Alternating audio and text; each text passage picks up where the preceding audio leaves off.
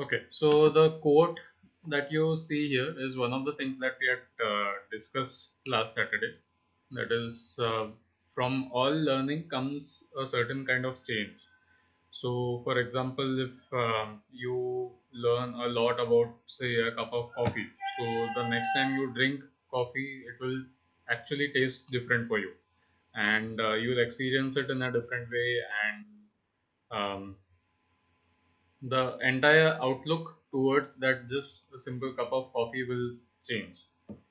So change is the end result of all true learning. So if true learning is happening, the way you look at life, the way you act in life, the way you do things, all of it changes.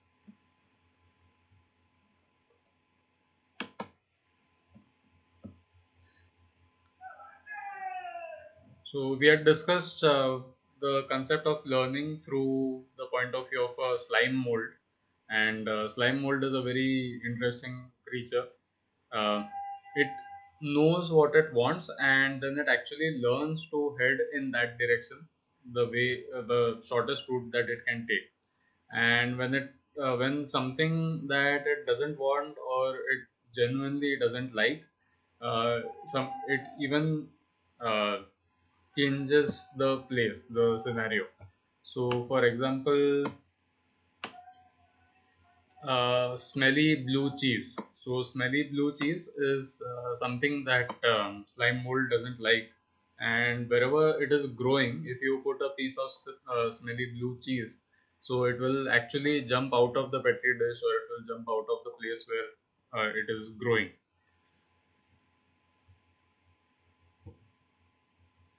Good morning, ma'am.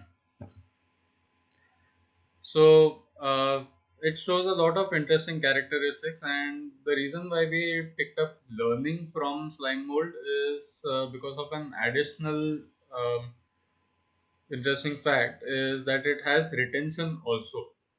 Something that a lot of teachers, a lot of parents complain that even the children don't have. But we'll look into that a little later. But as of now, just to take an example of the slime mold, so the way it shows that it probably retains learning or retains memory is if you keep um, giving it a certain condition which it is not really fond of, or to which it reacts in a certain way. So, for example, if you give a blast of hot air, it is observed that the slime mold becomes hard. So if you give it periodic blasts of hot air, so after every say 5 minutes or something like that, you will observe that after that, even if you don't give it a blast of hot air, it starts hardening at the end of 5 minutes. So if something that small has learning, so obviously even our children do have retention, and we just need to figure out how to work uh, with the world around us today.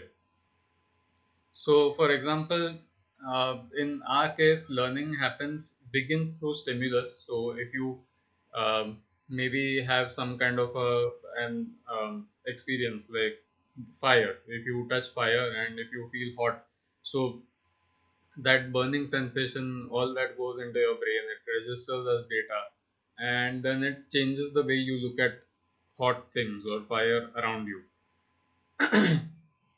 Similarly, when these points of knowledge in your brain get connected, it forms a kind of a knowledge, and then you get to experiment it with it, and you get to understand how it works, how it relates to the rest of the world, and gradually its use, its purpose, and all those things are questioned in the brain, and then you think of ways it can benefit society. So that is wisdom and philosophy.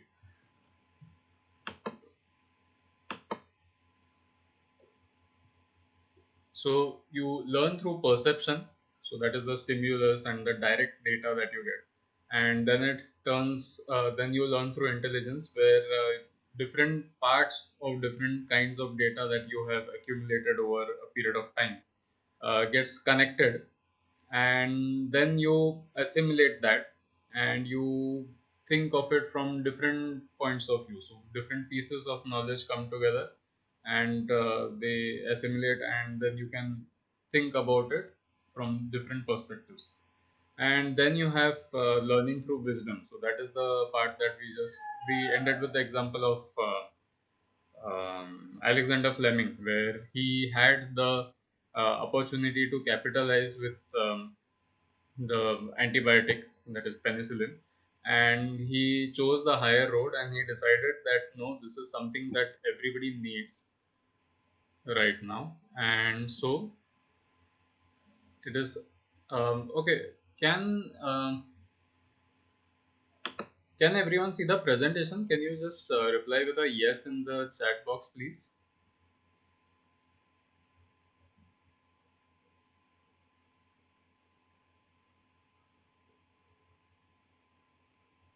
Okay, because my camera suddenly turned off, so I'm a bit confused whether you can at least see the presentation or not. Okay, so I'll see if I can get the camera back online, but it doesn't seem to be happening. Okay, fine. Let's see.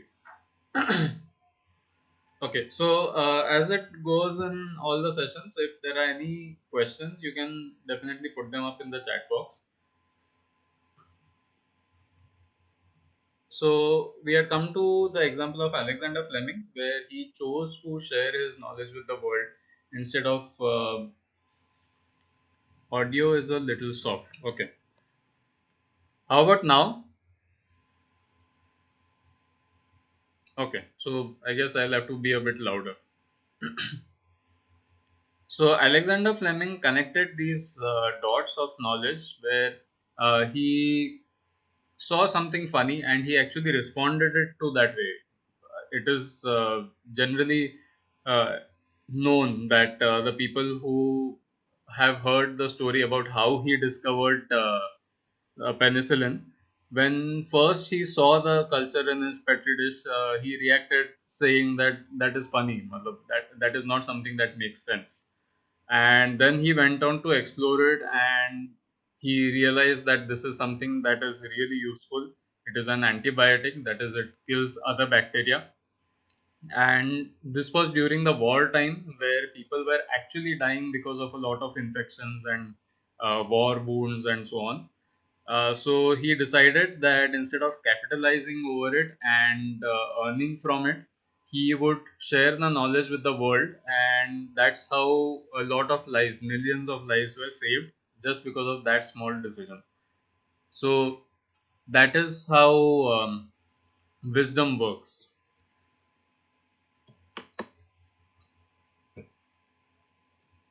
And the entire process from the beginning, that is from the stimulus to the um, to the integrated part of it, the entire process is called education.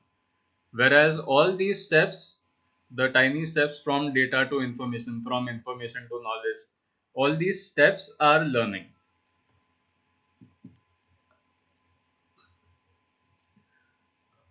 Then we discussed about how when stimulus is manipulated, like in today's world, stimulus has been manipulated so much. If you see all the e-learning kits, if you see all the various digital media, if you see the media that you're being shown on a day-to-day basis from TV serials and so on, all of it is actually very colorful, more colorful than real life. It is more dramatic than real life. So it is more stimulating. It has more input going in per second, and the effect of this is it can be two ways. One is that there will always be a hunger for stimulus. So the moment you shut off the TV, you feel like doing something. You feel very uneasy. You feel restless. So this is when suddenly stimulus is cut off. Then the other one is when the stimulation has happened to such an extent that it starts acting like um, the way your body reacts to painkillers. So, for example, if you have been prescribed painkillers for a certain kind of pain, and that pain is still there, it's not going away. So you take a couple of painkillers and then you wait, and then the pain is still not going away, so you take more. So gradually your body gets accustomed to the painkillers, but it doesn't get accustomed to the pain. In fact, the tolerance for the pain decreases, because of which you become oversensitive to the pain. So these kind of things are happening, and the effects we can see around us. We have people with anxiety disorders, we have people with attention deficit disorders. Then even in the people who don't go to counselors, who don't have any obvious such conditions, even they act in a lot of aggressive, in a lot of rebellious ways, and they have a lot of aggression inside them, and they are quite quick tempered. So these things are observed. Then the other case that I discussed, where the tolerance is decreasing, where you see depression happening, you see a lack of motivation, you see lethargy, people who are not working towards what they want to achieve, people who don't think there is a purpose in life for them. So, and they won't even work towards making a purpose for themselves. And the like if you the gross things that you see that could probably affect this is the half an hour classes that we have, because we put a limit of half an hour periods of concentration, so that is what they grow up with, so they can concentrate for a maximum of half an hour. And this is something that we observe in ourselves also, if we have grown up with that situation. So this is observed in us too. Then there are too many disconnected subjects. You have physics, chemistry, mathematics, you have history, civics, geography, and most of them don't have any overlaps. Most of them don't have any interconnections between them. So this is also one result. Then no discipline. So this discipline is related to the discipline as in the field, that is art and so on. So right now our definition of discipline is just obeying and listening to orders, but that is not discipline, that is kind of slavery, you can say. So discipline, actual discipline, is when your field, your goal becomes more important, and you train yourself for it, you study yourself for it, and you learn yourself for it. So that is discipline.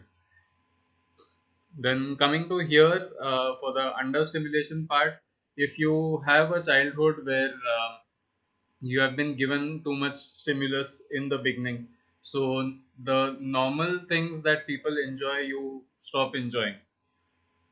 Then yeah, since a lot of importance has been given to success instead of service, instead of interpersonal skills and so on, people are driving more towards individual success, where they want to be successful and they want more success for themselves without contributing to the society. And the only cure for this is people who go into teaching, people who do want to create a change, and people who don't take Sundays as vacations for the stress of the week, and utilize it as an opportunity for growing and for helping others grow. And this is also seen as a sign of society, of what education or the current so-called system of education is doing to the children. None of them want to become teachers. None of them want to do anything for the society, and very few of them would actually come back. But this is changing.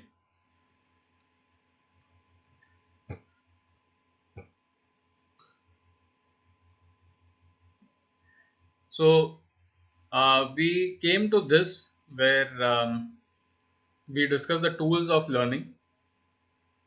We began with focus, and we discussed a little bit on focus. We'll discuss a bit more today. Then we talked about attention, observation, inquiry. So these are things that we'll discuss more in detail today.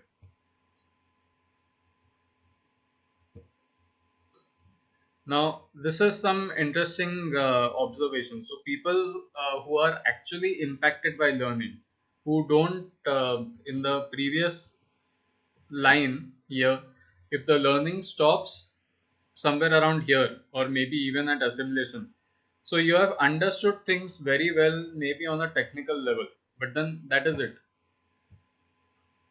But if you understand it more than that, if you understand it deeper than that, the reason why I put all these terms in a descending order, where philosophy, spirituality, wisdom, and all is coming at the bottom.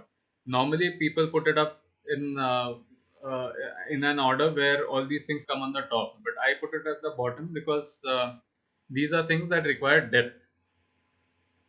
So if you do learn to that depth, then you discover a lot of things, and the more you know, the more you discover, a certain sense of humility grows within you, and you begin to become more aware, and you begin to become aware of what you are doing, and you don't do things just because people are telling you or just because it is required by society.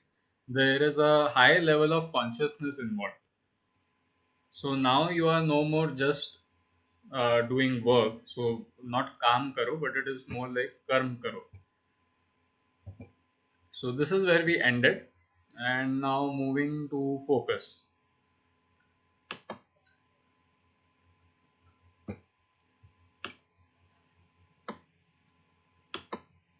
Okay. So this is a dialogue from a movie actually. It's called Now You See Me. So it's it's based on magic, where if you are showing a magic trick to someone, normally you draw their attention or draw their focus to something that is in your hand, and then whatever you are doing, since the focus is on that object, you can lead them to through optical illusions and uh, develop some kind of a magic out of it. So the basic concept of this is the closer you look, the less you see. And this is something that we observe in various universities and colleges, where you do a course and the course is supposed to be focused towards a particular subject.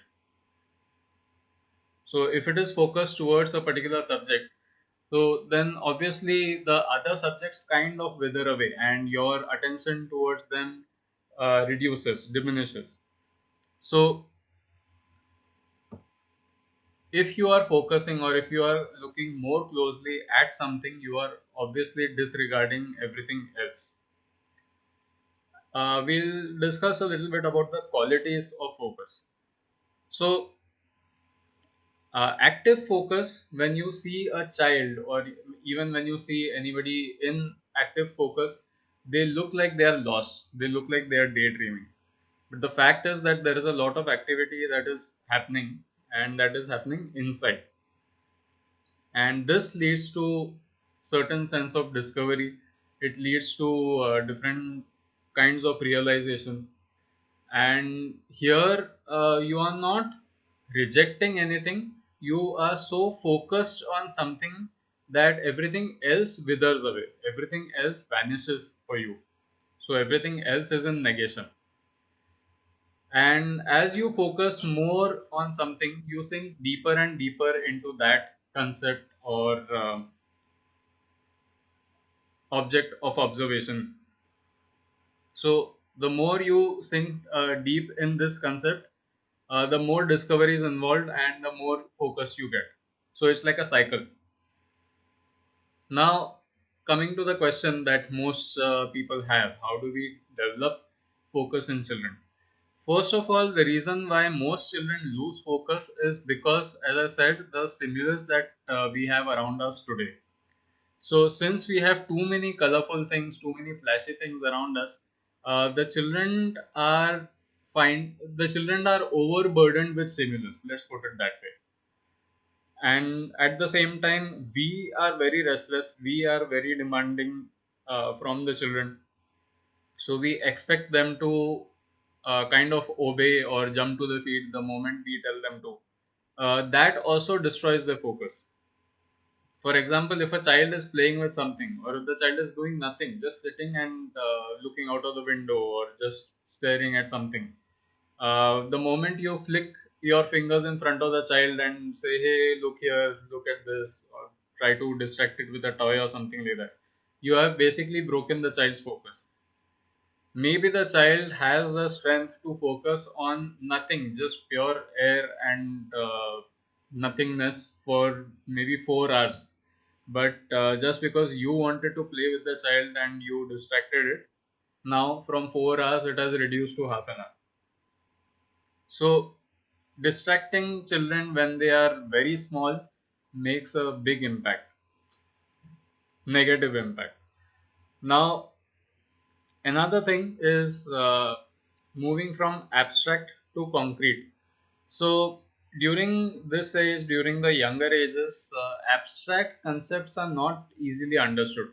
So, when you use terms like meditation or things like that, they don't understand that. So, you have to take them through a process. You have to ask them to observe their breath, you have to ask them to watch their feelings, you have to observe, you have to ask them to maybe watch honeybee roaming around on the flowers, flying around on the flowers. So these kind of things, if they observe, and that is one way to help them develop focus. Then another one is teaching them various grounding exercises. So now this is just a tiny step away from this watching and feeling. So in watching and feeling, suppose you have done some physical activity, you have played a game or something like that. At the end of the game, you can collect, you can come together, make a circle, and discuss how the game went. So because of this, they get to observe what everybody else was doing, and at the same time, when they observe themselves, they realize what they were feeling. So for this, you need a certain sense of inquiry. Also, you need a lot of questioning, but a neutral sense of questioning, where if someone gets angry on the field and reacts, you don't have to react with the child. Otherwise, what is the point? So you have to make sure that there is inquiry. You have to make sure that there is a lot of questioning happening, and take the discussion forward. Make them feel safe that yes, it is okay to discuss feelings, yes, it is okay to feel angry, and what is better is you get to work on it. Once you accept it, you can actually begin working on it. So here, that is one way to discuss, to help them understand focus. Then coming to grounding exercises again.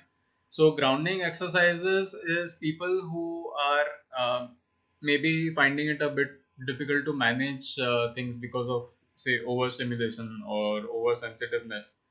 Um, if you teach them how to focus things gradually and get them down to focusing on a single point, they themselves will find the solution to their problems. So, for example, if you teach them how you can bring your focus to, say, your left foot when it is on grass. So you ask them to observe the moisture, you ask them to observe how the grass is between your toes, you ask them where do you feel it more wet, in front of your foot or the back of your foot, back of your sole. um, do you feel the grass till your ankles, or do you feel it just around the edge of your foot? So these kind of things, if they are done, then that is grounding exercises. If you are just sitting, so you can ask them to close their eyes and observe the weight of their body on the floor, and then maybe observe the breathing. So these things can also help in grounding. Then you have executive control. So executive control is another thing that we have spoken in quite a few sessions, where we discussed how children tend to get overwhelmed by their emotions and react in a physical manner. So you have children who get very angry and start stomping their feet. They hold their breath. Then you have children who feel very sad and they cry and they are crawling on the floor, banging on the floor when they are crying. So quite a few times when they are crying, they are also angry at the same time. So in this case, they are not, they don't have any command over their body. So you have to help them develop this command. So when you're talking about executive control, it means that now yes, the children feel the emotions. You are not killing their sensitivity. They feel the emotions, but they are control. They are in control of what the emotions are doing to their body. So that is how executive control works. So for this also, the first part is, as we discussed with the anger, the first part is acceptance. If children are quite intelligent that way, so if you pick up a discussion with them on what they were feeling, why did they do this, but without any kind of targeting or any kind of blame, they will themselves come up with that thing that they were angry and that is why they did this. So this is a good point for you to start, and that is how executive control can be done. And yeah, so simple things like if you are okay, then you can join the game. If you are angry, then you have to step out. You have to wait for the anger to go down. So gradually, when they realize that it is easier, the anger goes down very easily. The more you observe yourself, the more you observe your temper, and just give it maybe a fraction of a second, and it is enough to cool down your anger. So these kind of tricks and tips they themselves discover. Okay, so before we move on to attention, can someone, can all of you quickly find out where is the odd one out? What row is it in?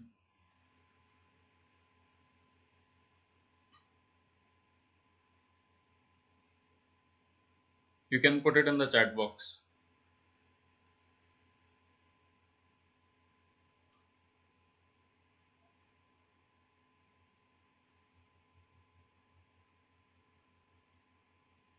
Yes,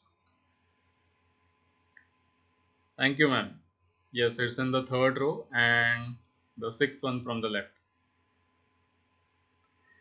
So let me ask you this question. For those who have found it, did you focus on each and every clover and find out which one it is, or did you just somehow notice it?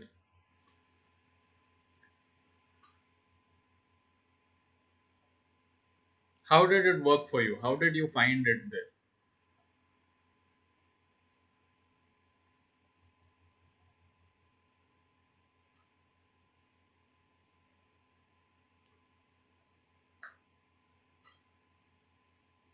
Did you go to each and every clover and count the number of leaves? I didn't even tell you what is the odd part about it. Randomly. Okay. So Shobha ma'am is saying randomly. Just an overview. What else? No, didn't focus on each everyone. I think I was looking at the whole picture and the different one jumped out kind of. Very good. Yes. So this is what I was talking about. So if you focus on each and every clover, there is a chance that you may even miss out on what which one is different. But somehow when you look at the full picture, when you look at the whole picture, it just jumps out at you. You realize that yes, this is the one that is different. What about this one?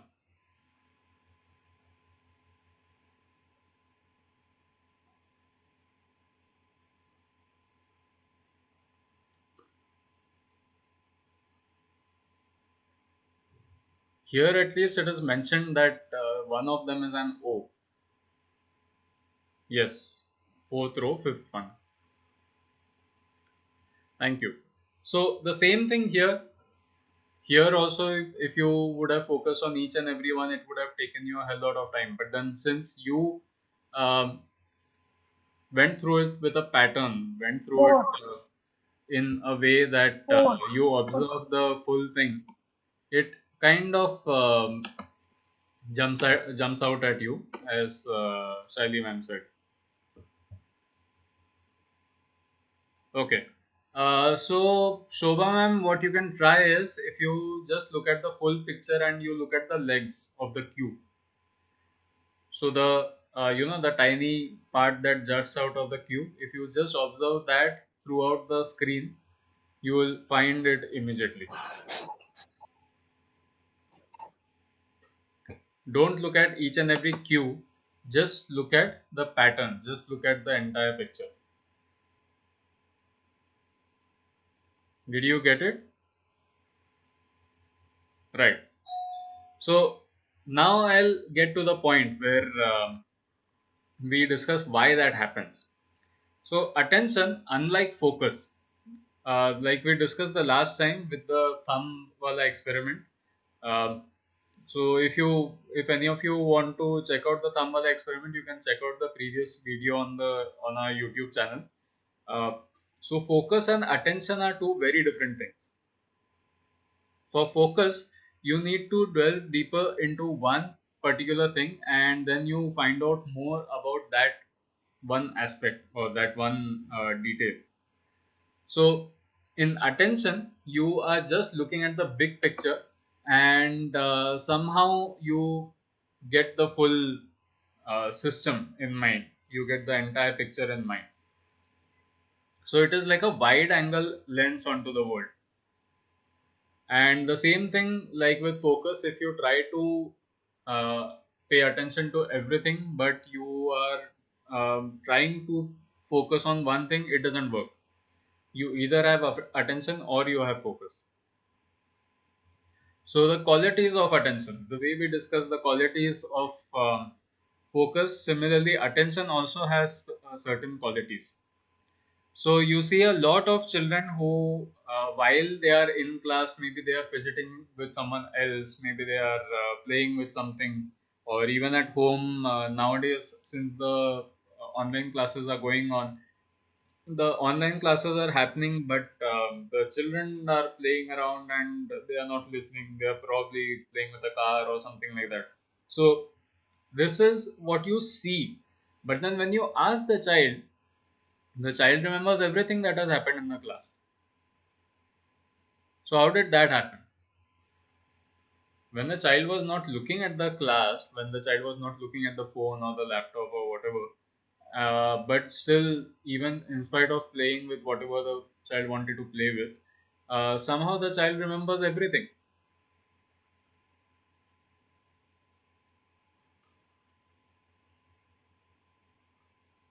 Has everyone noticed this?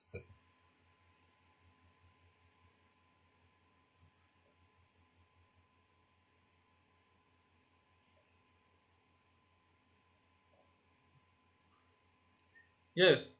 So, this is something that we observe in children. That is because when the child is playing, the child is not just playing. For the child, the world has not stopped existing. The child is still listening to everything. The child is playing. Along with that, the child is aware of what is happening around. You will also notice this, that if the child is playing and maybe a lizard walks by or something like that, the child will stop playing. It will start observing that lizard, and still the child will know where the car is, the child will know what the teacher is saying, and the child will also know where the lizard has gone. So this is how attention works, because in attention we are recognizing patterns, and as we grow older we recognize social conditionings, we recognize different systems and interconnections and chemistry between various people, various objects, all these things. So for example, one typical place where attention is used maximum, um, typical place in the sense where for people who are involved in that industry, for example, in engineering. So in engineering, mechanical engineering and all, if you see the system working, the moment you uh, an experienced mechanical engineer is not someone who will just go through checking each and every part if something is not working. The experienced engineer will try to listen to whatever sounds the system is making. The experienced engineer will see visually if anything is acting up, and just see what feels odd, what seems odd, and then go to it and find the problem. So this is because the experienced engineer does not look at the system as a mix of components. They look at the system as a system, and that is how they can work with it. So similarly, for all of us, for children also, if we look at systems, we realize the way we have been conditioned. We realize why the current education system is not working, because education system is also ultimately a system. But if you look at just the school, if you look at just the parents, if you look at just the children, or just the e-addiction problems and depression and everything, that does not necessarily help, because you may get an idea of the number of problems that we are facing and the places where these problems are coming from, but you will not get an idea of how to work on them. For that, you need to have an understanding of the system. So that is how attention works. You look at the entire system altogether. Then acceptance. Since you are looking at the entire system, you don't see it just as a faulty thing. You don't see it just as something damaged, something that needs to be repaired, and something that you need to work on. First thing that you do is you look at it as a system. So you observe the working of it. So the first aspect of attention is silence. You have to hear, you have to see, you have to listen, you have to observe. And that is why I said you cannot step too close to a particular concept or topic or component, because like a wide angle lens, it requires a step back. So for example, if you see the picture on the right, so I am assuming this is Mumbai or some metropolitan city like that, because you can see the height of the skyscrapers. And it is because of the height of these skyscrapers, somewhere you realize that some parts of the towns are in extreme. Because if development happens vertically, then that means it is happening in a concentrated area. If development happens horizontally, that means it is spreading over more number of people and the area. Because if it happens vertically, that means everything is going to start becoming more costly, more famous, better, so-called better, and more efficient and more easy for people with money in that concentrated area. But if development happens horizontally, that means people are not running from their small town places, villages, and cities to bigger cities, to bigger countries. They are actually trying to make that change happen where they are. That is horizontal development. So that requires attention, and that is where focus cannot be used. So how do we develop this in children? How do we develop this even within us? Very simple things. If you help the children understand the number of sounds that are around them, if you help the children understand all the kinds of feelings that they are feeling at a time in their body. So for example, even if they are feeling angry, what does anger mean? How do they know that they are angry? Then they'll come to this, that yes, the body temperature becomes more, that is why sometimes you go red, sometimes you start sweating, uh, then your breathing becomes faster, your heart starts beating faster, and somewhere there is so much of energy in your body that you can if you want, you can beat up a person, or if you want, you can lift up something and save a person. So if you go to see it that way, then anger and stress, anger and fear, both of them have very related set of feelings, set of experiences. So if these kind of things are observed by children, it will help them get a better look at themselves. Then maybe textures, where you develop the sensorials through textures. So they realize that if something feels rubbery, why is it feeling rubbery? Is it pulling the skin on my finger? If something is feeling rough, what does it mean that what does the meaning of roughness mean? How does roughness affect our senses? So these kind of things, these children can recognize at an early age, and there is no age limit to this. Even we as adults, if we try these things, it is kind of refreshing. It is kind of like a meditation. Then for slightly older children, and obviously for us, if you observe people, if you observe terrain, food, culture, how they are interrelated, why do certain people eat certain kinds of food, where were they from, why did they travel here, how is their culture, why, what part of their culture is like this, and only their culture is like this, why does that happen? So these things also matter in attention.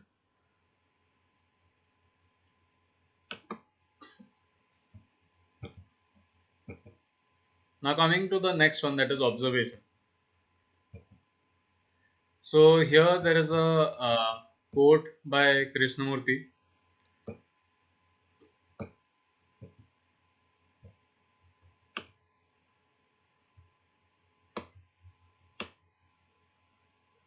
There is no ideal in observation.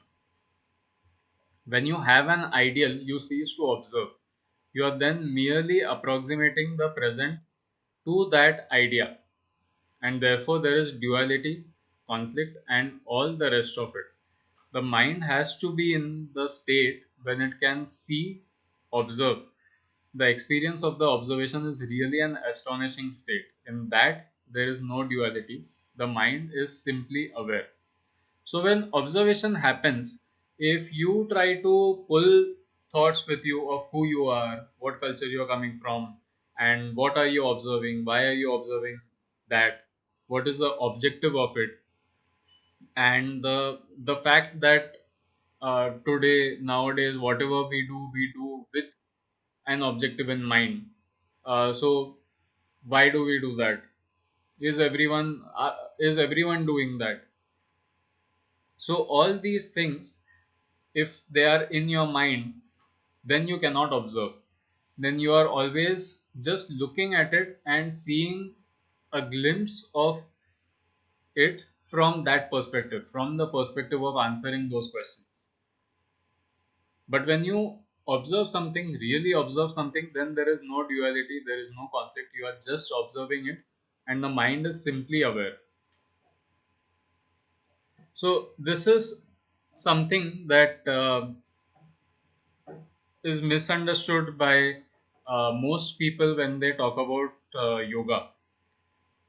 Yoga is actually yoga, and yoga is total union or alignment. What we do physically is just yogasan, and that too a part of that. So actual yoga means total union and alignment, where everything is one.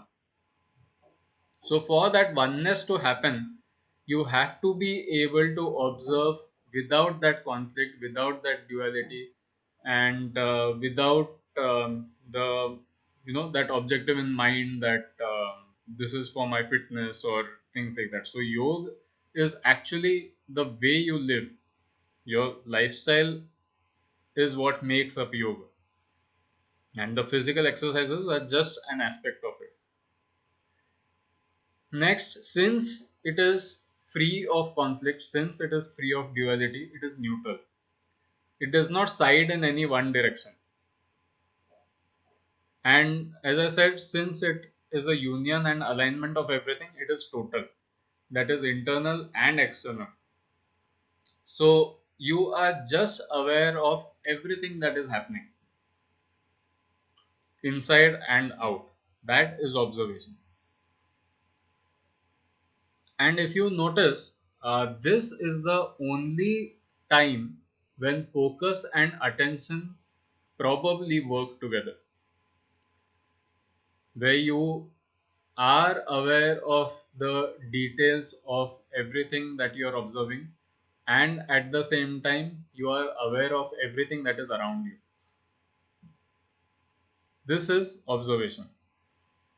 Now, to build this takes some time, it takes some understanding. In children, as I discussed earlier, when they are focusing in a different way. So, this is the initial steps of it are already there in children. Unfortunately, due to our schooling, that goes away. But there are ways to uh, preserve them, there are ways to awaken it again, even within us. So, for that, we have to build awareness. If we are awareness of our surroundings, if we are aware, if we are aware of our surroundings, if there is awareness in what we are doing, how we are doing it, and why we are doing it, but not from a questioning point of view and observational point of view. So, if you observe your thoughts, you realize the kind of boxes that you have put yourself into. What are the conditionings? Social, religious, um, your fears, anxieties, and superstitions. So, all these things gradually come to light, and then you begin to recognize them. And the best way to develop observation is through sunsets, without the camera, without the phone. So when you observe sunsets um, totally without any distraction, that see how beautiful it is, wish someone would be there to see it with me, or why see why do people not see this, things like that. So the moment these kind of thoughts come in your head, observation has gone. So that is observation.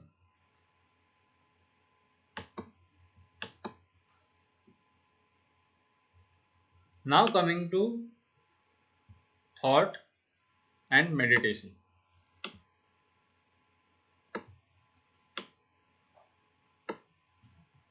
Okay, so the qualities of thought. When you look at thought, um, the observation is happening by the mind. That is, the mind is looking, the mind is working through its own limitations, through its own body, its own boxes, and that is how the looking is happening. It's technically not observation, but this is what is happening. So it is conditioned, it is always trying to connect dots, it is always trying to relay things. I'm sure this happens with all of us also. If um, something bad has happened, all of us ask the question why. Sometimes it is why me, why only me, but it is always why. We are always trying to understand why did this happen. So we are trying to connect the dots, what led to this situation, and so on. Then today we have a tendency to name everything. So thinking also has not been spared, and we have named it critical thinking, parallel thinking, lateral thinking, convergent thinking, divergent thinking, logical, creative, and so many more kinds of thinking.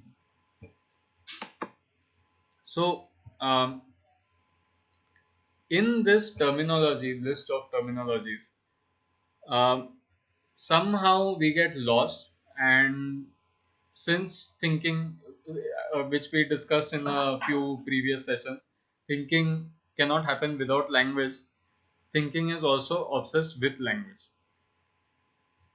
Now, another thing that thinking does or thought does is it prolongs or propagates emotions and feelings. So, for example, pain, something that you have felt and maybe are feeling, but since you are carrying the pain that you have already felt along with the pain that you are still feeling, it becomes suffering. So, your pain actually increases exponentially since you are carrying it along with you. And the only way you carry it along with you is through thought.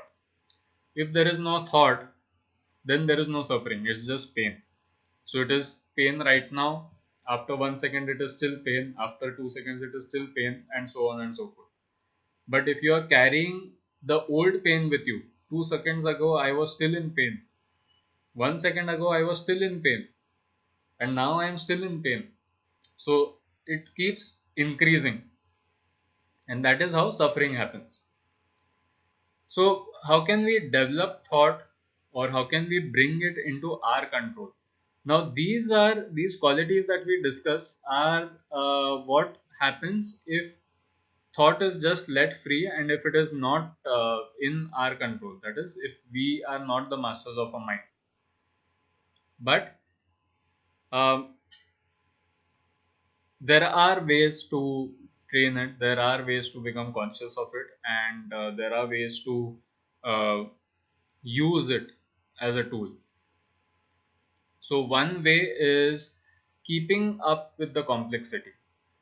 Today, if you notice, quite a few people, media, movies, everything, just because they want to cater to a larger audience, larger crowd, get more money out of it, they make it simpler and simpler. But the problem is, today, if you make a movie simple, or if you make a simple movie, tomorrow's movies will have to be simpler because the audience IQ would have dropped even further. This is something that we have observed in music also, have we not? What were the kind of lyrics that we used to have before? Can anyone share their favorite, maybe a line or two of music in the chat box? Whatever lyrics comes to your mind the moment you think of music that affects you or has affected you. You can just put it up, type it in the chat box.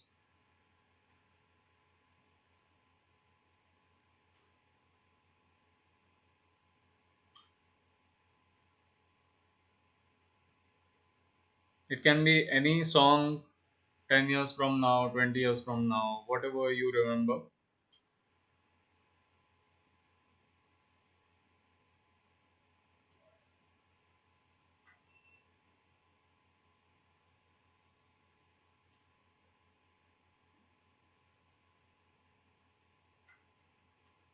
And try to think whether today's lyrics uh, are they of the same level? Is it more complicated or simpler?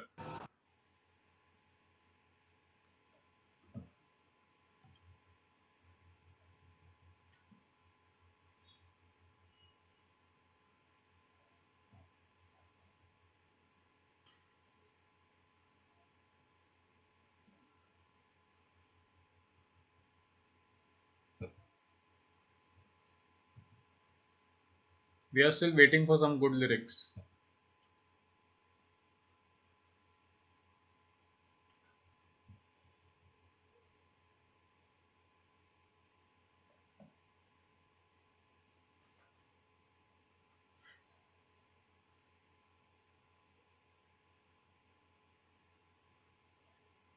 At the same time, you can even think back on movies, the concepts of movies.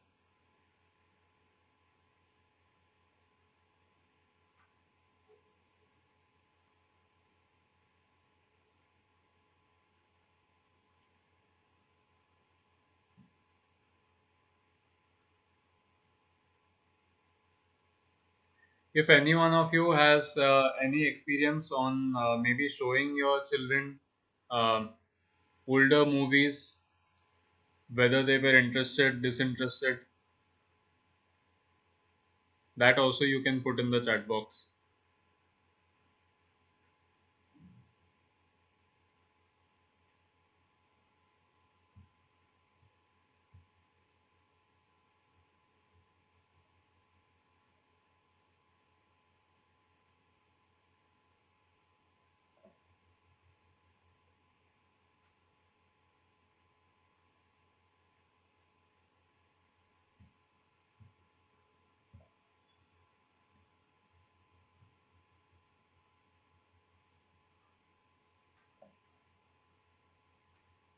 Yeah, so with them, I'm saying they don't enjoy watching older movies. Has anyone else experienced this?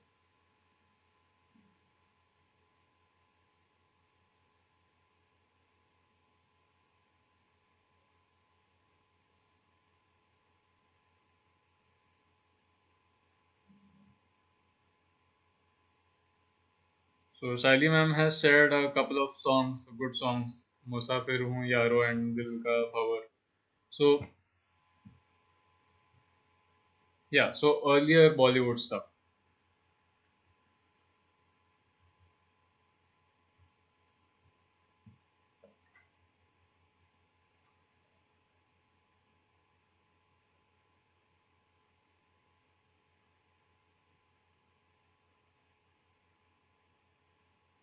Okay, so Shaili ma'am raises an interesting point. So today's kids don't like watching older movies, but that is probably because today's generation is different and those movies are not relatable today.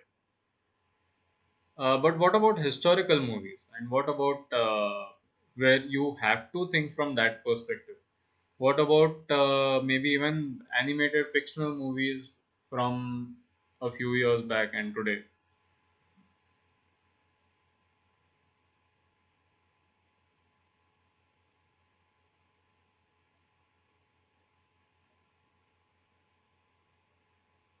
Some of them enjoy historical movies.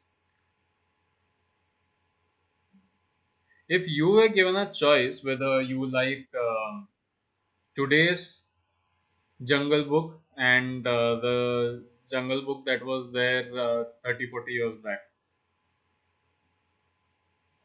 30 years back, I think, approximately.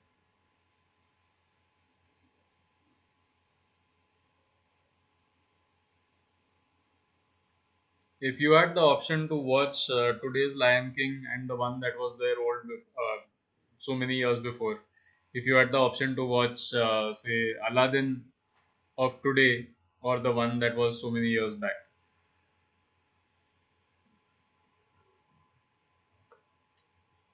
and how would the children react to that?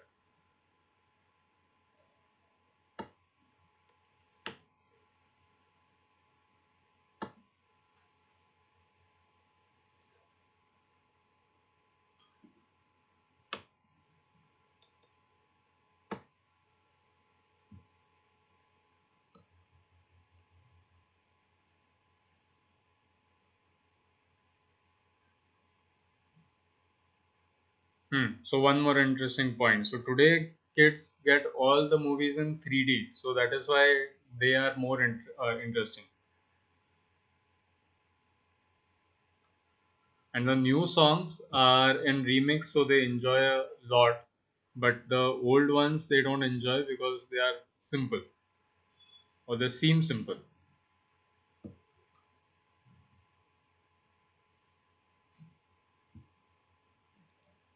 Okay.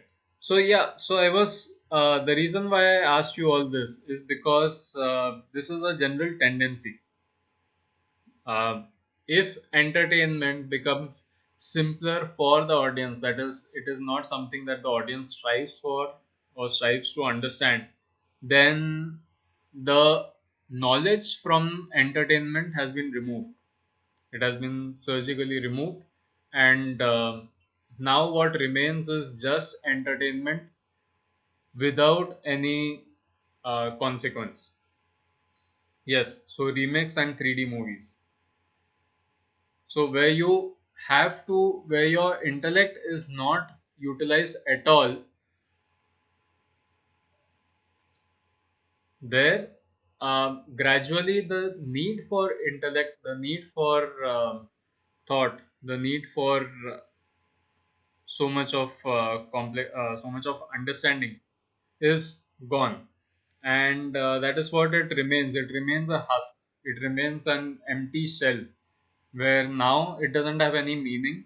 It is just entertainment. It is just to help you feel better. But the fact is, it doesn't make you feel better because your mind is a product of evolution.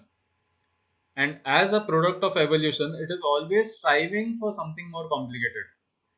It is always striving for something more creative, more challenging, and so on. And the moment you reward it in such an incomplete way, it starts thinking of it. It starts adjusting to it in a way that that is kind of self humiliating or self embarrassing.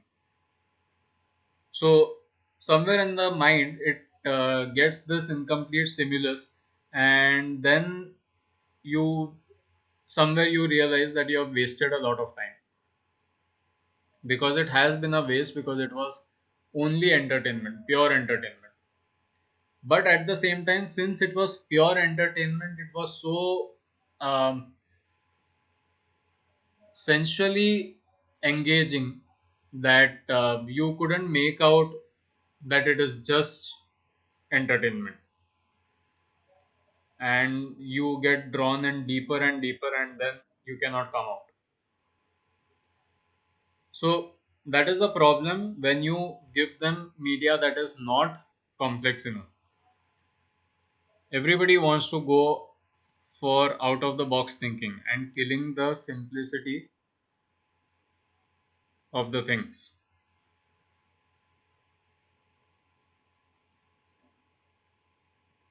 Okay, but the fact is that was all that really that simple? If you think of Lion King and Jungle Book of those days, uh, how many of you know how those movies were made?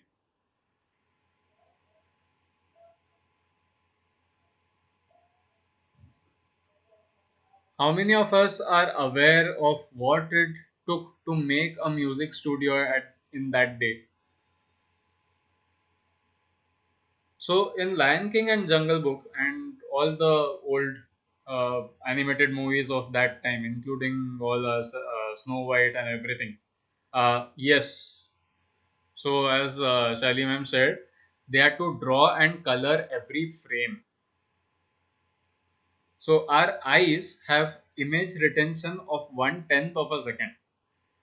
Okay, so if you say 1/10 of a second, and if you have to make a movie of say 5 minutes, so 5 minutes is how many seconds? 300. So 300 seconds, for a movie to last 300 seconds, and to compensate for our image retention, 300 into 10, so you have to make 3000 paintings. So 3000 paintings for a 5 minute movie. Can you imagine that? So if you have a movie of 1.5 hours, you can imagine how much of work that would go into it. And this is something that we are discussing where all the images turn out perfect. But obviously perfection is a myth, and the more paintings you do, there is more scope of error, and the more scope for error there is, you can imagine how much of effort that would take. Then there are also those situations where maybe the director says that we'll have to change this scene or something like that. So what happens then? So now this is about animated movies. What about the other movies? How many of you know that all our old movies, even Angur and all, they are hand tinted? The film roll where the entire movie is captured, that used to be black and white, but somehow what you see is colored. So each and every frame had to be tinted by hand, and quite a few times in movies, if you observe, while watching the movie, suddenly you see a black patch for like a fraction of a second, and it goes away. So that black patch is often called a cigarette burn. So it's called a cigarette burn because in that time, uh, most of the celebrities would smoke a lot, and what would happen is, while the roll is while the film is rolling, there will be a time when the reels have to be changed, and when the reels have to be changed, they have to be joined. So to join the two reels, they would take a lit cigarette and they would tap it at the border between the two films, and so the rolls would join there. So when it rolls, you see that patch of cigarette burn when it changes from reel to reel. So these things the children today don't know. Hardly us, most of us also don't know this. But in reducing this complexity, in not sharing these things with the children, we are actually doing a grave damage to them. So these are things that everyone must know. These are things that all children must understand. And this is where we need to begin thought. So the simpler things that they watch, the simpler things that you discuss with them, that is why I've written interactions also. It's not just the media that is around. A media is a side effect. But if we don't discuss these things at home, they will not be even nearly capable of understanding these things in the media. But if we at least discuss this at home, and then after that, when you watch the movie, then it makes complete sense. So, for example, if a slightly newer movie, there's a movie called The Lorax. It's based on a book by Dr. Seuss. So it's an animated movie. It's a new movie, but then it's based on trees. It is based on environment and so on. Before seeing the movie, if you discuss things like the headlines that says the number of people dying because of pollution, or you discuss how people are falling ill nowadays and they wouldn't fall ill before, if these things are discussed with the children openly, neutrally, in a safe environment, because these things are horrible, they are not things that you would normally think of discussing with children, but that doesn't make them go away. They are still happening. So they need to know these things, and who better to share it with them than teachers and parents, because they are the people who also help them feel safe. So when it is discussed in this kind of an environment, it creates an impact, and at the same time it gets them thinking. And when you have these interactions, then you show them the movie, then it makes a different sense. Then they will watch it with full attention. So there is one very simple movie called The Road to El Dorado, where again a Disney movie, and we could have shown it in school just as an animated movie because children like animation and it has colorful imagery. We could have done that, but we decided to take that extra step, and we decided to connect it to the tribal and the ancient civilizations, um, where they were exploited by people, by invaders, mostly invaders, and that is how a lot of ancient civilizations were obliterated, they were destroyed. So these kind of things need to be discussed with the children, and then Then the movie comes in. Then the media comes in. So this is thought. So thought with the complexity transforms the way you look at things.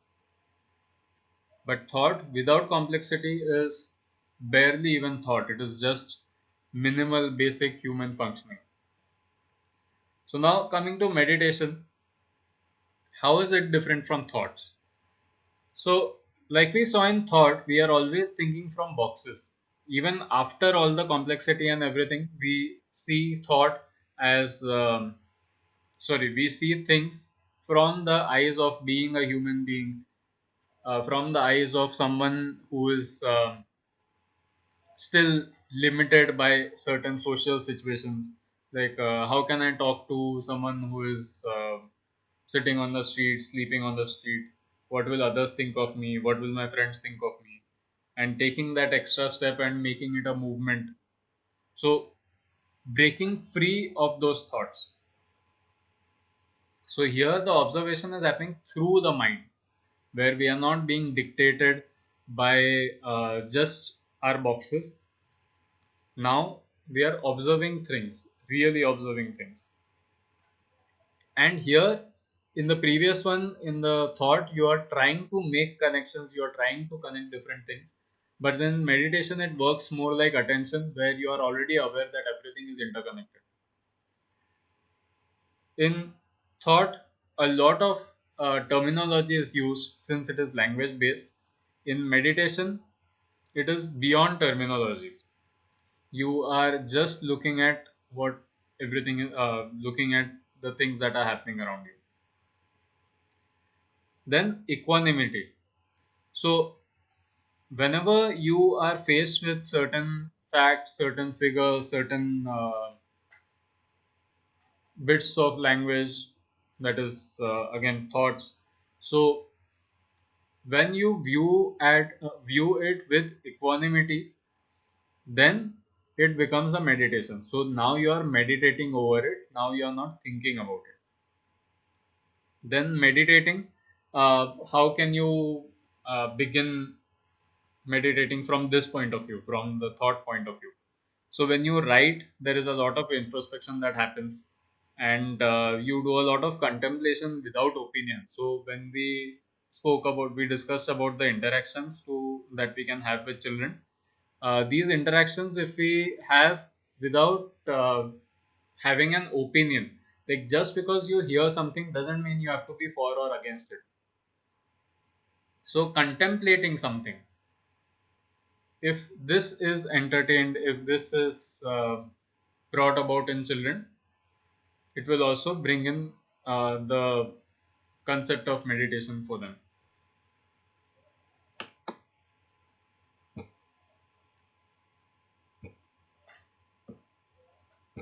Now coming to the next one, that is inquiry. So inquiry is very I wouldn't say entertaining, but it is very engaging. So this is one thing which everyone responds to, and there are multiple reasons for it.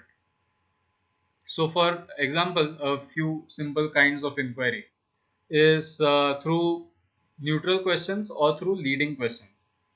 Now neutral questions give you more response and help children develop their thoughts better. So for example, if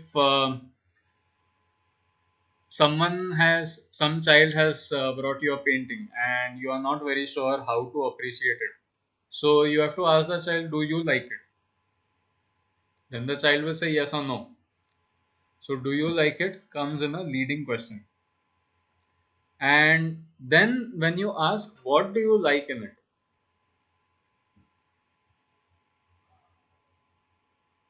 Okay, there's a question.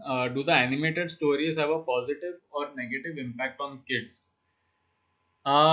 It depends on the conversation you have before and after after the child sees it. So animation, yes, it creates an unreal world around them, and it creates a fantasy world around them sometimes. But then it is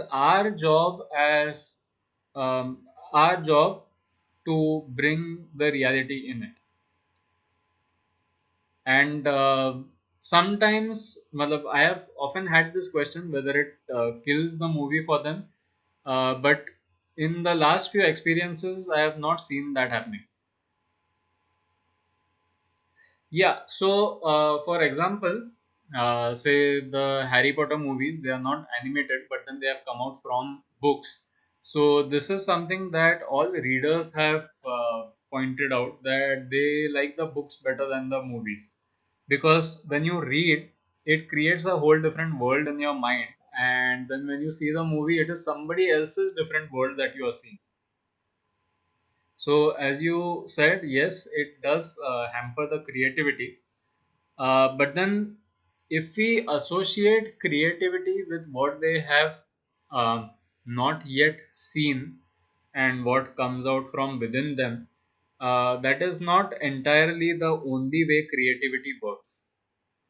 So, this is just my personal discovery, that if you show them animated movies, it doesn't necessarily hinder their creativity if there is a background to it and a conclusion to it. So these discussions need to happen, and if you describe things beforehand in bits and pieces, and discuss things beforehand, so like the environmental thing, the example that I gave for the Lorax. So if that discussion has already happened, the children are already in the mode of let's see what happens. The creativity and imagination gets killed if um, okay, so for example, one very small story. There's a teacher in the class, drawing teacher, and the drawing teacher tells everyone to draw a flower. So before the child starts making a flower, the teacher says, "Wait, wait, wait! Take out your green crayon and your red crayon, and then start making the flower." So again, the child is trying to make the flower with the petals green and the stem red. But then the child stops. Sorry, the teacher stops the child and says, "Okay, no, the stem should be green and it should have two leaves, and you should have four red petals, and that is going to be your flower, and the petals have to be like this." So in every step of the way, the child's imagination is overridden. I hope you are getting what I'm trying to say. So that is what happens when you read a book and then see the same movie. Your imagination gets overridden. So that is something that kills creativity. When you are already in that zone of exploration, let's see what happens. In that exploration, it doesn't do that much damage. So, but yes, preferably keep these things to a minimal, keep these kind of media to a minimal. And this is again another difference between the movies of that time and the movies today. So today's movies are more stimulating. Asha, even the music thing that I discussed, if you see the waveforms, the wave patterns of today's movies, they are filled, like they are we call it a bright music. That means there is no silence in the music. Our mind gets more developed if there is a variation, if there is complexity. So that silence of the music is gone, and the same thing comes in the movie. The movies have such bright contrast, such bright colors and everything, that that silence even visually has gone. So that is the problem with the new movies. If you see the old movies, the colors are more subtle. The animation is more loose. It is easier to follow. Here, everything is always happening, and your brain is just being stimulated from your senses. So all these things matter. So it's a case to case basis, and it is in our hands how to deal with the damage and try to bring the good to the front.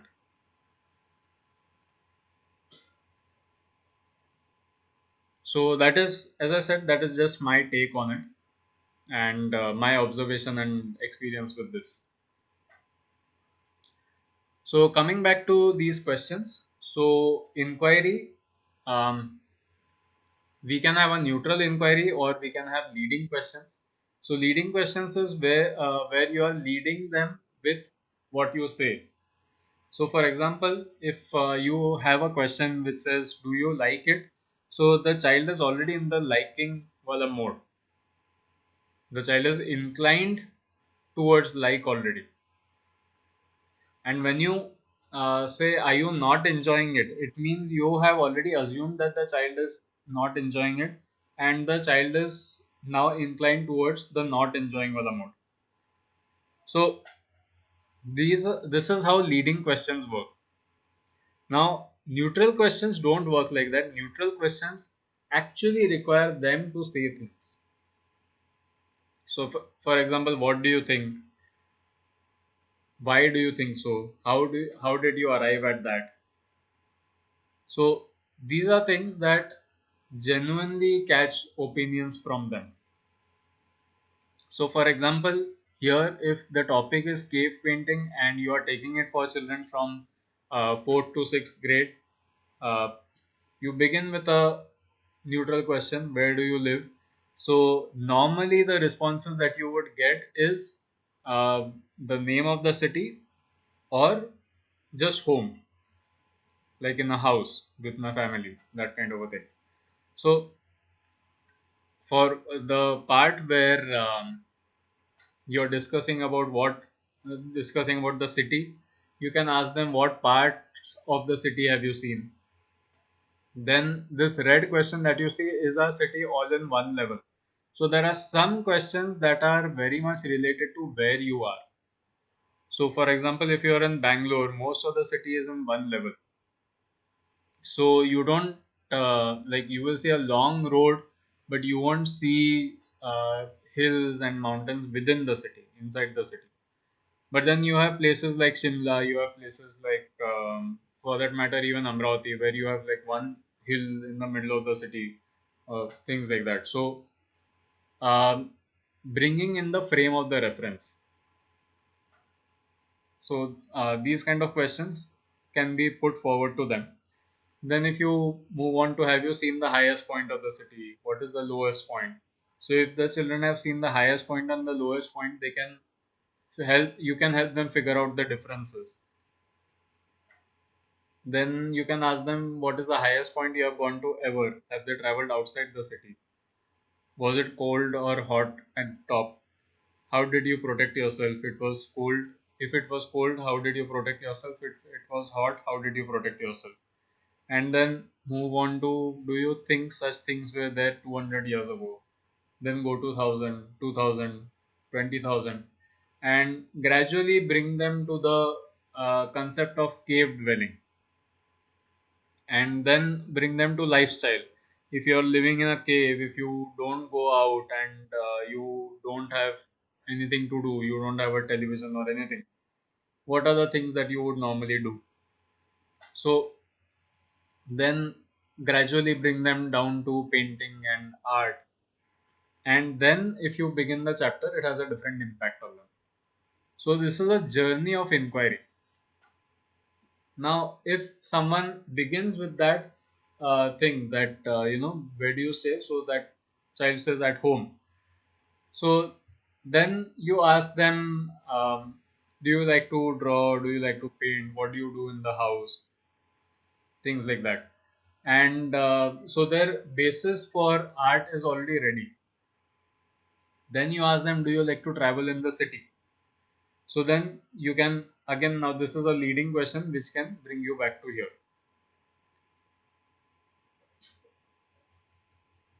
So inquiry is a very engaging thing. Now imagine doing this in a class full of students. how many opinions can you gather, how many experiences can you gather? Now all the children are listening to all these opinions and all these experiences, so how much knowledge are they gathering just in that half an hour, 1 hour?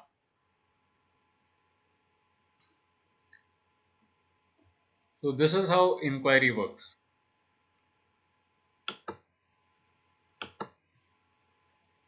Now coming to the last one, that is perspective and empathy and projection. So if you go to see, empathy and projection are just different perspectives. So for empathy, the perspective is from the person with whom you are empathizing, and for projection, it's putting your perspective in the future, in a certain situation, in your past. So all these are projections. So here, just an example, like Dr. Jordan B. Peterson, he's a psychologist from Canada. In one of his talks, he made an interesting point that instead of looking at a criminal as a criminal, or looking at a any person who is um, not mentally in the right condition, or whatever, any of these kind of situations, uh, if as a therapist, if as a counselor, he has to look at that person or has to understand that person, so the first question he would need to ask is what would need to happen for you to make the same decisions or take the same actions as this person. So for example, uh, to make sure that something like World War II doesn't happen again, if you have to look at um, Hitler, if you feel that Hitler was the cause of it, if you feel that Hitler was the sole person responsible for it, then you have to actually be Hitler and try to find out what must have happened for me to take these decisions. Where would I need to be so that I would take those same decisions? This is the only way you can understand somebody else. So, this helps develop a lot of empathy. It helps you it helps you develop the ability to project. So when you project yourself into the future, into the past, when you project people into the future, into the past, you begin to understand how a person may react if you talk to them in a certain way. You may understand the way an organization is moving, maybe your own school, your own team, organization, whatever, how that is working out. So this power to project is developed. Then gratitude. Since all this becomes very obvious to you, and if you notice that somebody was in these circumstances but they didn't go for the easy way, they went for the higher way, then because of that, we have so many of the things that we have today. And this helps you develop gratitude. And with development of gratitude comes the dissolution of the ego. So now it is no more just I, it is we. So today, wherever I am, I don't have the right to say that I am here just because of my own doing. That is not possible. Right now, if you're sitting in front of a computer, it is because somebody has discovered the computer, somebody has invented the computer. Right now, if you have internet, it is because somebody worked on that. Right now, if you are eating, drinking, it is because somebody has grown that or delivered that. So all this causes a dissolution of the ego. So now it is no more just I am the responsibility. I am the outcome of the responsibility of whatever work people have put in before me. So, along with this perspective, you also get the ability to predict quite a few times how certain things will happen, because there is more understanding.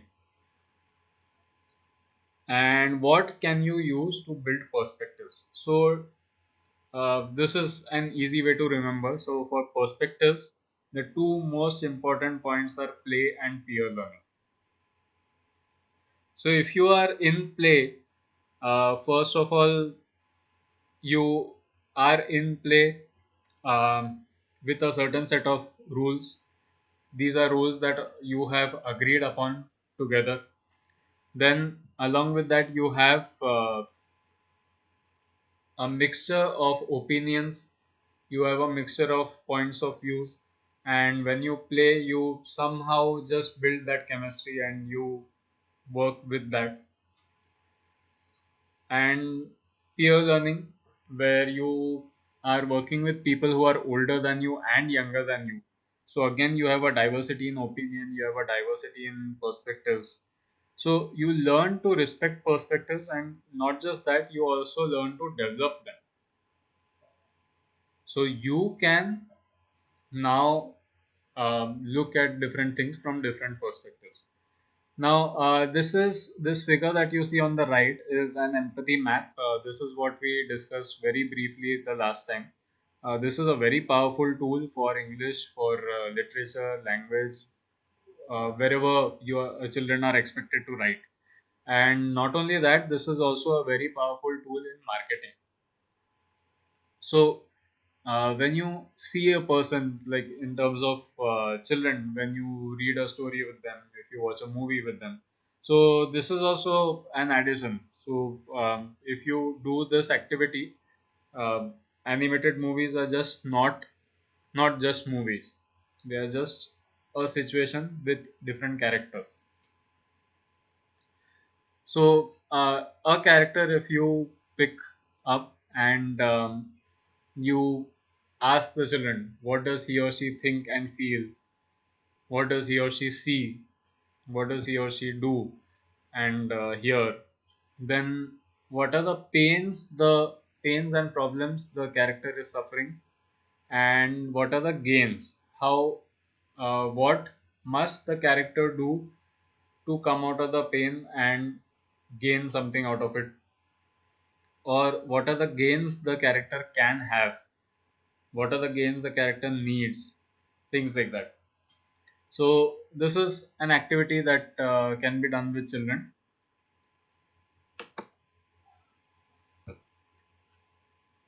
Now, integrated learning, where learning happens beyond these boxes that we discussed. So, for example, yeah. So, for example, if you pick up bird watching, so in bird watching, you have to focus. At the same time, you also have to pay attention. So, focusing, although it happens in a physical term, like focusing your binoculars or your camera or anything, but at the same time, it develops things subconsciously also. And you have to pay full attention because you have to listen, you have to keep your ears sharp, otherwise, you will miss the birds. And at the same time, you have to have a lot of observation. So, when you observe, if you miss out on one bird and if you get angry, if you get frustrated, that is not going to work for you. You have to keep at it, you have to be there, you have to keep observing for hours together, then you can maybe spot something rare, and sometimes maybe even after that you may not, and you have to be okay with it. So all these things are related to observation. Now coming to social service, you can have cleanup drives, you can have legal support for the people. So a lot of backward people don't know how to fill forms, don't know how to read documents, don't know how to read at all. So if as children you knowing how to read, you can help them fill these forms. You can maybe work at hospitals. You can help them with the government work, with property related work, just because you know how to read. Government forms, at least younger children can also do.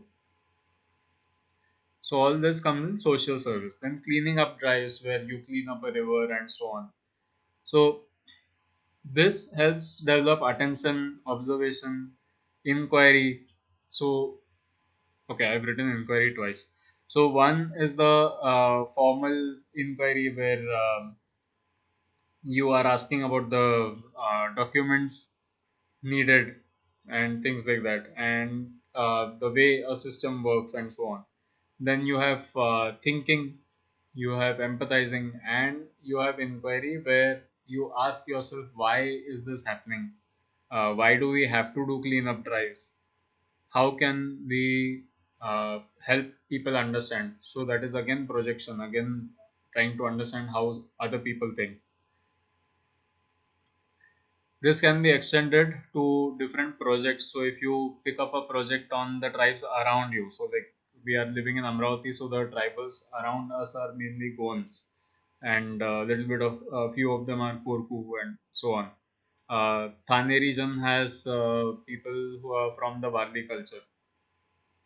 So different people have different tribals around them. If you pick them up as a project, it is something relevant to them because they are close by, and you can talk to these people. You can understand more about their culture from them directly.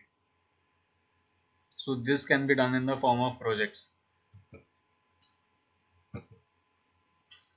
Then involving yourself in designing and engineering activities like blocks and dominoes and obstacle courses.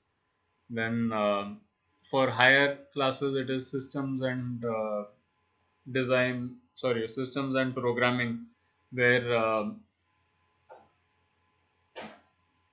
you have things that you are looking at on a very large perspective. Like you are not looking at it just component to component, but also how everything is being coming together. So, for example, the dominoes thing. So, you must have seen these videos where you stack a lot of dominoes together and then in a certain sequence, and then you just tip one over and then it hits the next one, falls down, hits the next one, falls down, and then that just topples the entire set of dominoes, and then it creates a beautiful design or something like that.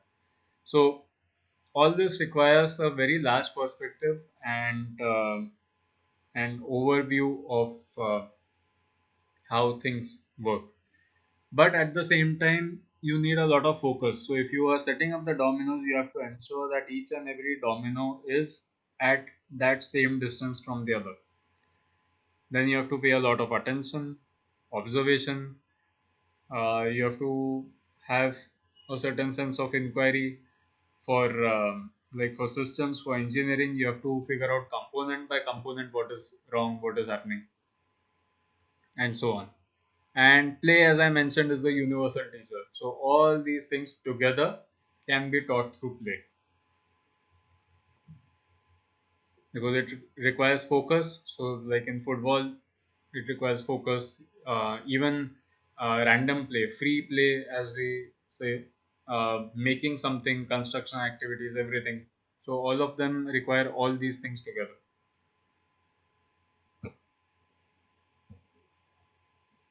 Now, a few micro habits that we can think of, like writing a journal, developing a schedule. So you sit together and develop a schedule. Then the days planning and day end recap. So this habit you can inculcate in the children since the age of say 8, 9. If they can in a few words write what they want to do in the day, in the free time that they have, in the games time that they have, and at the end of the day they just write how well did their day go, did they manage to finish all the things that they planned. So this develops a whole lot of faculties. Then acclimatization. So now this is something very important. Today there is a high amount of versatility and diversity in people, in situations, everything. So the children need to be acclimatized to the society, to the kind of people in your society, the different lifestyles that they are living, and they also need to be acclimatized to the weather and stimulus. So um, just because we have ACs and coolers doesn't mean that we keep them on just for our comfort, just because we refuse to adjust to the weather around us. So this is something like if you let the children acclimatize, then they become stronger, they become more resilient. Otherwise, even a little bit of problem in terms of weather or anything, it will distract them completely. Then referencing and self-learning. Um, Teach children to find out everything. Help them find out what is fake news and how to do background research, how to find out background research. And just because it is fake news, you shouldn't react either way. You shouldn't react on the news. You shouldn't react on why people are spreading this news. So that is how they develop a lot of these habits. Then making mind maps, reading human libraries, citizen scientists. So human libraries and citizen scientists, these are new world concepts. So human libraries is where people who have traveled a lot, learned a lot, gather sometimes, and people who have not had that chance or opportunity can come and they can learn by talking through interaction. So you basically learn from people instead of books. And then you have citizen scientists where after growing up, suddenly if you realize that I am working in a company in a corporate, but I am still interested in science, so I am a citizen scientist. So then you can maybe get involved in these kind of activities and meets where citizen scientists meet up. So for people who are interested in citizen science, just let me know. I have a couple of people who are in this field and who have been interacting with schools, so I can share the contact for that. Then quiet time and reflection. So this is a short thing that everyone can do every day. With just 2 minutes of quiet time is enough. And reflection activities.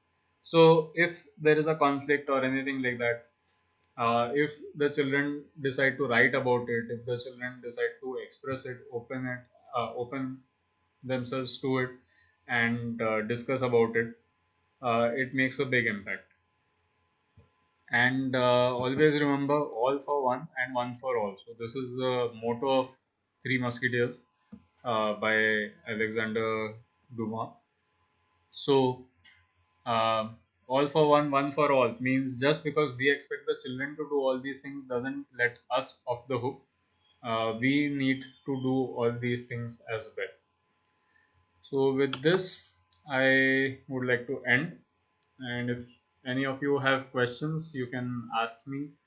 Uh, Otherwise, yes, we can end the session. Thank you.